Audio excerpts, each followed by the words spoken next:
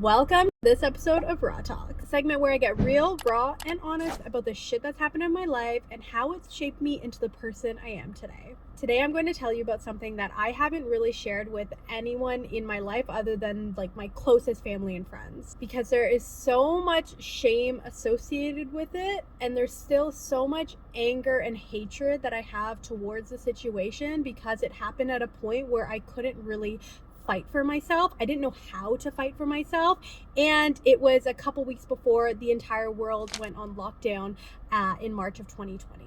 This is the story of how I got fired from my job.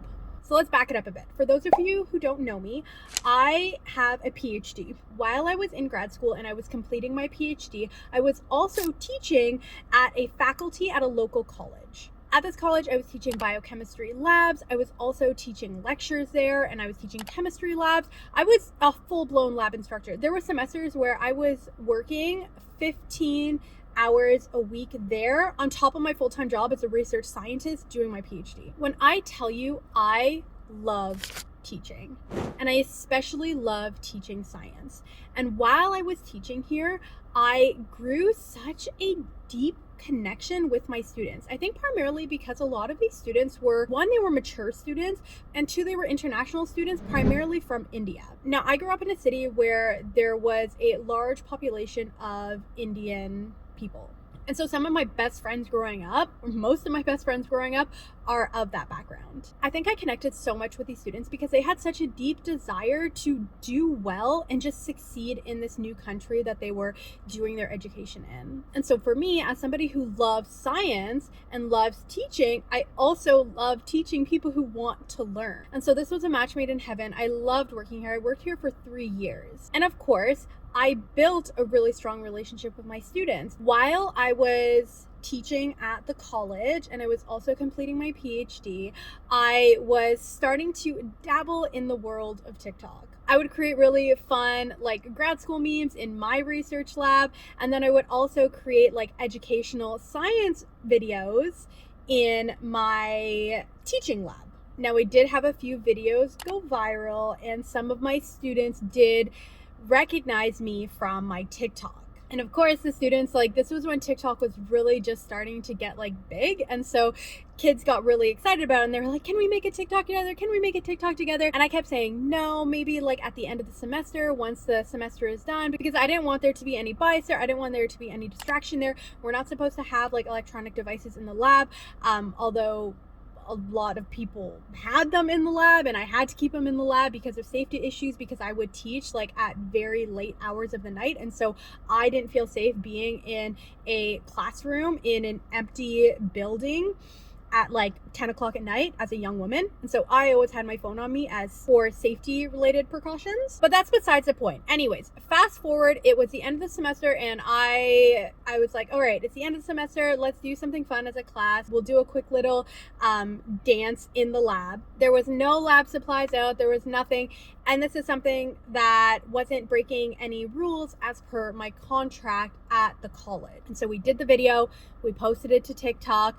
People loved it, the students loved it. They had such a great time. And I think it was because me as an instructor, I was being so relatable to them, and I was being so open and accepting of them. I think they just really enjoyed it because I was being so just genuine and authentic with them. And I didn't hold this like power or this like hierarchy over them. I was really just like one of them, and we together were sharing our love for like working in the lab. Anyways, administration got wind of this TikTok, and they were not happy. They tried to spin it on that I had my phone in the lab and that I'm not allowed to have my phone in the lab. But we had prior conversations where we were allowed to have our phones in the lab for safety precautions. And so that argument wasn't really valid, but I was like, okay, fine, I'll take it down. I know my students were kind of upset that I had to take it down, but I'll take it down. There was still no safety issues in the video. We weren't doing anything inappropriate. It was like 6 seconds, I believe. And so anyways, I took it down because I'm a professional, I'm respectful of authority, we're all good. Fast forward a couple weeks, it's the end of 2019, it's the end of the semester, and I am grading papers from the college.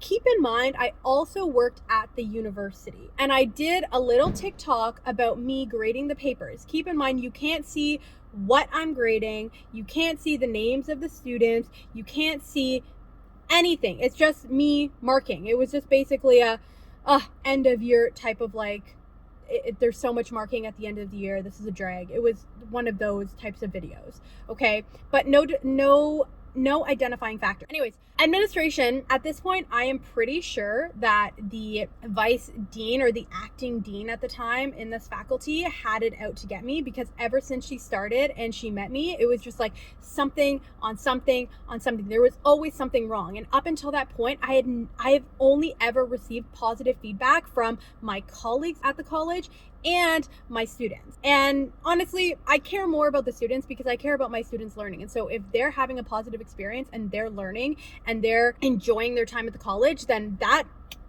to me is a win. But I knew this lady had something out to me. And so I had a feeling that she had been watching my TikTok to see me potentially slip up again. So this video goes out, nothing happens. Okay.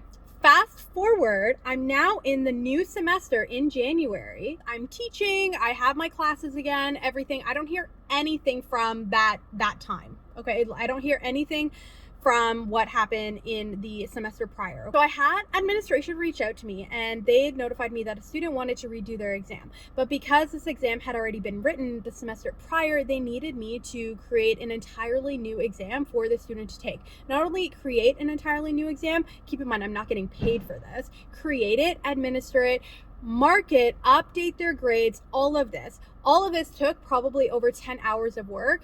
And at the rate I was getting paid, that was like quite a few $100s worth of money that I wasn't getting paid to do this. But I was like, you know what? I care about the students and this student has like a different type of circumstance. And so I'm going to do it. So I did it. Tell me how the day after I submit the grades for that student, after doing all of this work, I get an email from HR that something has been brought to the administration's attention that I have posted inappropriately on TikTok. I go and I sit down with them and tell me how it's the TikTok of me marking back 2 months prior. 2 months.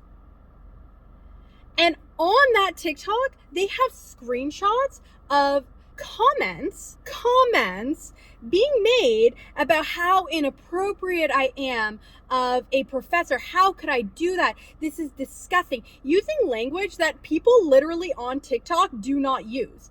Gen Z do not use this kind of language. Perfect punctuation.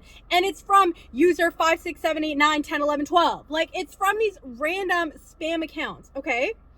And not only that, but you can clearly see in the picture that the comment is made and the screen grab is taken literally 3 seconds after the comment is made.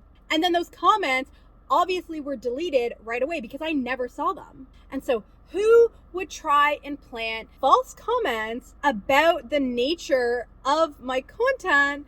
Then I still believe it was this dean that had it out to get me.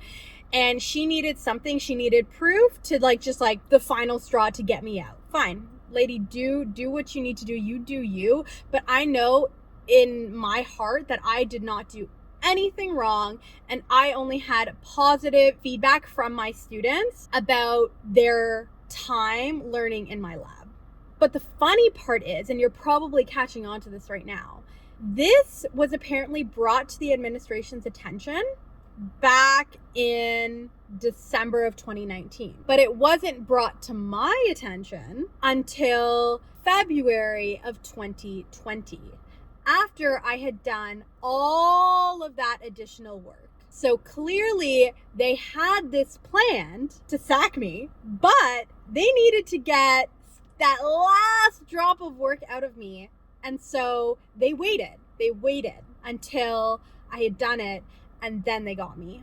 And the funny part is that I got fired, but because I'm pretty sure I don't know, in my exit contract or letter, I was offered like the rest of the semester in severance pay, so I was still getting paid, but I was fired from the job. And for me, it kind of worked out because literally a couple weeks later, the whole world went on lockdown and I would have lost my job anyways with no pay. And so it's kind of almost like karma in a way to the lady. It's like, you actually set me up in a better position than if I had just like gone and worked a couple more weeks and then had to lose my job anyways, or been put in like a really shit situation. But the moral of this story is that I got fired from that job because of TikTok, because of social media, because of sharing my love for science and teaching people on social media.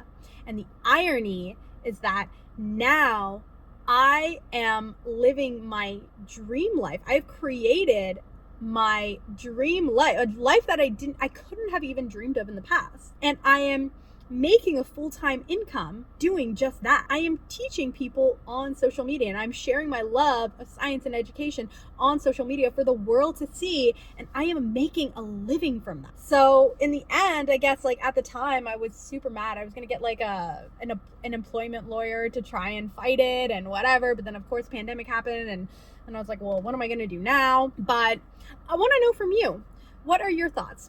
Knowing the facts of the story, who do you think that Dean had it out for me? Do you think that she planted those comments? It's also a little sus for me. Maybe that's my own ego thinking that she did that and she's capable of doing that, but something seemed really fishy about it all. And so I want to hear from you. What are your thoughts? Am I completely out of line here?